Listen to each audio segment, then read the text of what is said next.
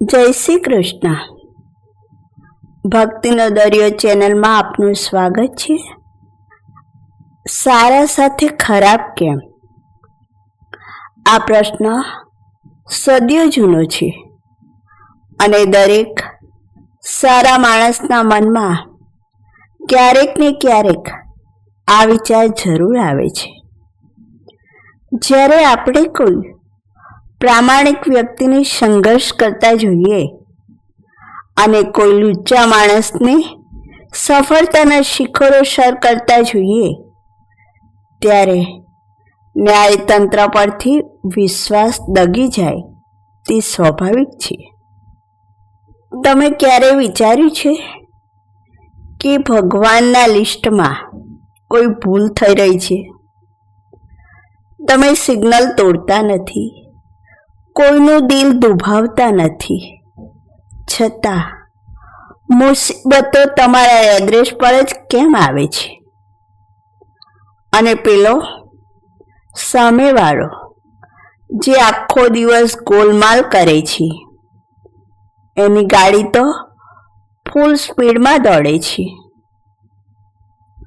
જુઓ, એક વાત સમજી લો. લોખંડને જ્યારે ટીપવામાં આવે છે ને, ત્યારે જ એમાંથી તલવાર બને છે. લાકડાને ટીપવાથી તો એ તૂટી જશે. કુદરત તમને તકલીફ આપે છે કારણ કે એને ખબર છે કે તમે સહન કરી શકશો અને વધુ મજબૂત બનીને બહાર આવશો. ખરાબ માણસ સાથે અત્યારે સારું થઈ રહ્યું છે કારણ કે એની પાસે પુણ્યનો ભાથું જૂનું પડ્યું છે જે અત્યારે વપરાઈ રહ્યું છે. જે દિવસે ખાલી થશે એ દિવસે વ્યાજ સાથે વસૂલાત થશે. સુરેશ અને પરેશ મિત્રો હતા.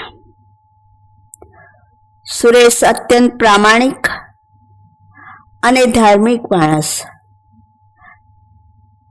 અને જ્યારે પરેશ સ્વાર્થી અને લુચ્ચો માણસ હતો.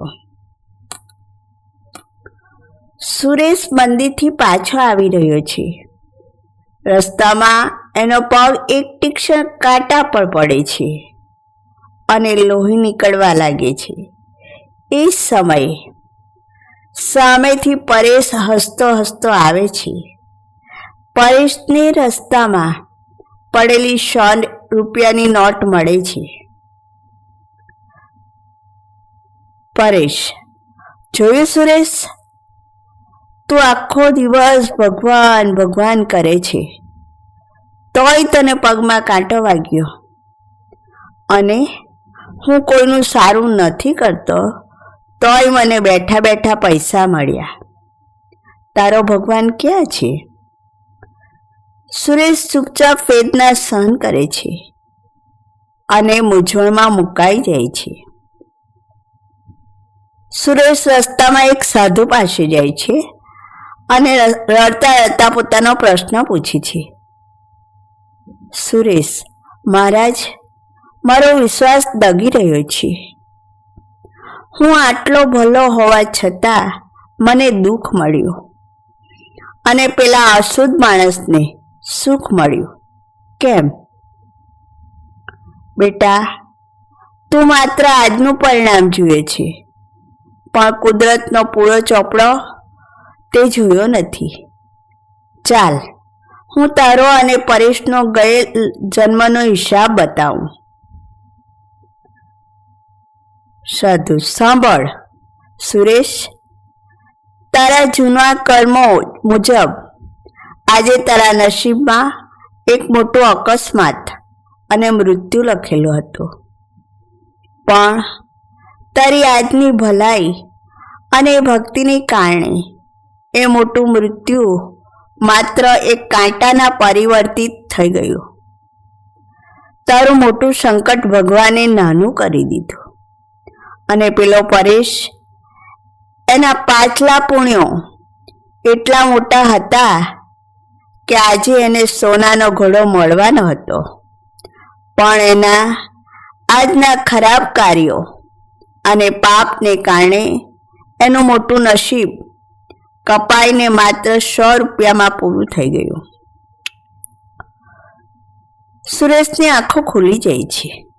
મિત્રો, જ્યારે આપણને લાગે છે કે સારા માણસ સાથે ખોટું થઈ રહ્યું છે, ત્યારે સમજવું કે એનું કોઈ મોટું સંકટ ટળી રહ્યું છે. અને જ્યારે ખરાબ માણસનું સારું થતું દેખાય, ત્યારે સમજવું કે એનું મોટું નસીબ વેડફાઈ રહ્યું છે. કુદરત દરેકનો હિસાબ રાખે છે, બસ આપણી જોવાની દ્રષ્ટિ ટૂંકી છે. આપણને બહારથી કોઈનું સારું દેખાય છે, પણ એના બેડરૂમની અશાંતિ નથી દેખાતી. ખરાબ માણસ પાસે ગાડી હોઈ શકે, પણ ચેનની ઊંઘ નહીં હોય. સારા માણસ પાસે સંઘર્ષ હોઈ શકે, પણ રાત્રે અરીસામાં જોઈને એ પોતાની જાત સાથે નજર મિલાવી શકે છે. યાદ રાખજો, છેતરપિંડીથી બનાવેલો મહેલ રેતીના ઢગલા જેવો હોય છે, ગમે ત્યારે પડી શકે. કુદરતની લાઠીમાં અવાજ નથી હોતો, પણ એનો સોજો લાંબો સમય રહે છે. જે આજે ખરાબ કરીને જીતી રહ્યો છે, એ હકીકતમાં પોતાના હારની પટકથા લખી રહ્યો છે. અને તમે હારી નથી રહ્યા, તમે ઘડાઈ રહ્યા છો. એટલે ભલાઈ કરવાનું છોડતા નહીં, કારણ કે અંતે તો સત્યમેવ જયતે જ થવાનું છે. આ પરિસ્થિતિને સમજવા માટેના 3 મહત્વના તથ્યો. 1. કર્મનો સિદ્ધાંત. કર્મ એ ફાસ્ટ ફૂડ નથી કે તરત ડિલિવરી મળી જાય. એ એક ફળના ઝાડ જેવું છે, જેને ઉગતા અને ફળ આવતા વાર લાગે છે. 2. સહન શક્તિની મર્યાદા. ઘણીવાર આપણે જેને ખરાબ કહીએ છીએ, એની સફળતા ટૂંકા ગાળાની હોય છે. ઇતિહાસ ગવાહ છે કે અહંકાર અને અધર્મનો અંત હંમેશા કરુણ જ હોય છે. 3. આંતરિક સંતોષ. એક સારો માણસ ભલે આર્થિક રીતે પાછળ હોય, પણ સંબંધો અને મનની શાંતિમાં હંમેશા અમીર હોય છે.